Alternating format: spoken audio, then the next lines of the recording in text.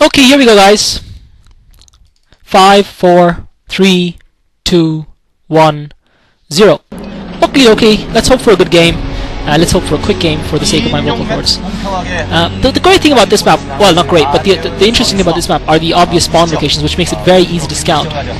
And you've got to feel that FirebatHero, knowing that Savior did go for 7-2 last game, is going to set out that SCB relatively early to see what Savior is up to.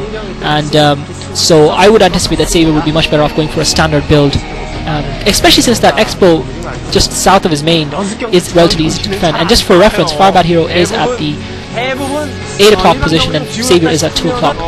So FirebatHero must feel buoyant after that last victory, and Savior has to feel a little bit tired, a little bit deflated.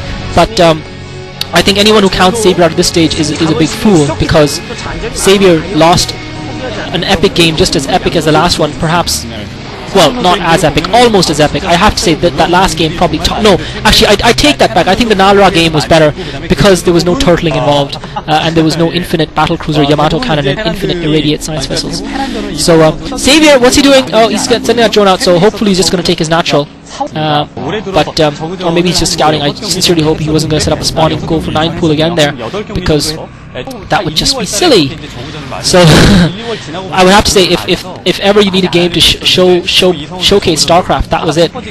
Intense run. Savior scouting very early, I guess, just trying to make sure that he isn't getting rushed so that he can go for that early 3 hatchery build. And FirebatHero has blocked off that ramp, so it'll be interesting to see if Savior tries to use the trick that Bisu accidentally used versus Wason, and Savior doesn't, and FirebatHero bringing out that extra SCV. So it'll be interesting to see what strategy FirebatHero goes for behind that. And FirebatHero has positioned that SCV there specific to the block that. So a lot of pro StarCraft players seem to have learned a lesson from that game. And Savior taking his natural finally. And there is something scouting to I'm not sure if that's a drone by Savior, if he's going to go for a proxy hatchery like we saw GoRush go for, and go for a Zergling rush, a 3-hatch Zergling rush. Certainly hope not. Okay, I think he was just scouting to see if FirebatHero was proxying against him. So Savior scouting quite well, making sure there's no proxy or anything, going for a pretty standard build on this occasion. And I think that's good that he's doing that.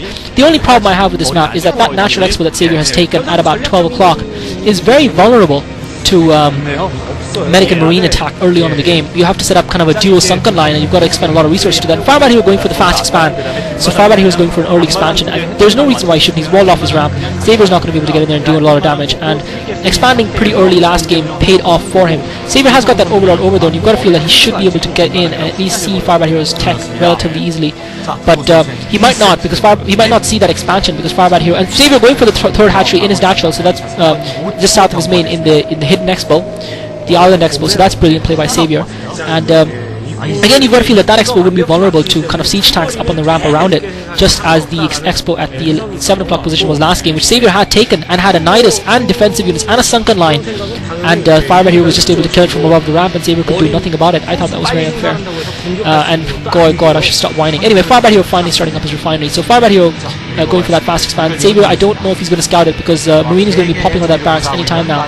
And FirebatHero is going to scout Savior's build though, so FirebatHero is going to know exactly what Savior is doing. And Savior floating that overlord towards the north. So Savior, very intelligent play. He's seen enough of FirebatHero's main to know what FirebatHero's status is and what build he's gone for. And now he's getting that overlord over there to make sure and find out if FirebatHero has set up another expansion, to see how this game plays out. As I said before, I do feel that ramp at the natural is going to play a big part in the outcome of the game. And if I talk a little bit less during my commentary in this game, please forgive me. And Savior's starting up his lair, but FirebatHero is going to know that lair is building, because he's got that SCV in there. Savior did not block his ramp. Savior should have had at least a couple of Zerglings to block that ramp earlier, and he is revealing his tech to FirebatHero, although I'm sure FirebatHero would be able to anticipate the timing of that once he knew Savior's build. But Savior forced to last game we saw that Savior waited to start his lair until after that SCV was killed, but this time he wasn't able to kill that SCV. FirebatHero microing quite well, and therefore FirebatHero had to. But the fact is that Savior is going to have plenty of time to get his Mutilus up and to harass, because FirebatHero has gone for that early expo. So, but I'm sure FirebatHero will have his engineering bay up and numerous turrets up by the time Savior brings out those Mutilus. But we did see GoRush do an excellent job versus Iris, and Iris, I believe, had gone for a very similar, not Iris, sorry, Sea Shield had gone for a very similar build versus GoRush as FirebatHero has gone for against Savior here, and GoRush was able to come out on top of that game. So we can still be hopeful, but I think Sea Shield didn't pressure GoRush enough early in that game before GoRush had that had his Mutilus up.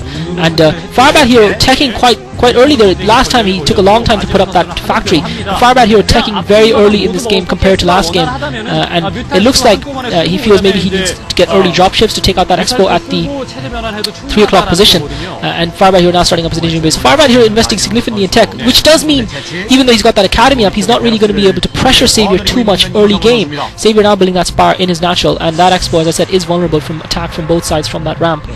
So it'll be interesting to see how effective this build from FirebatHero is. It is a little bit unusual. He is kind of building all his tech buildings to start with, not building any defensive units at all, and I think he's going to rely on that engineering. And finally he's building 2 more barracks. I think he's going to rely on that engineering bay a lot. I think the fact that he took that expo really early, straight after his first racks, is what's allowing him to do that.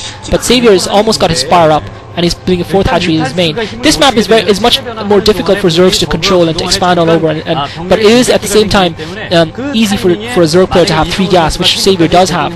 And you've got to feel that if FirebatHero doesn't do something to pressure Savior, so I think FirebatHero might be making a mistake here because he hasn't pressured Savior at all, and Savior with the 3 gas is going to be able to tech very quickly to hive, and more importantly he's going to get Mutalisks very quickly, and those Mutalisks are going to, and he's going to be able to make a lot of Mutalisks because he's got that 3 gas very early.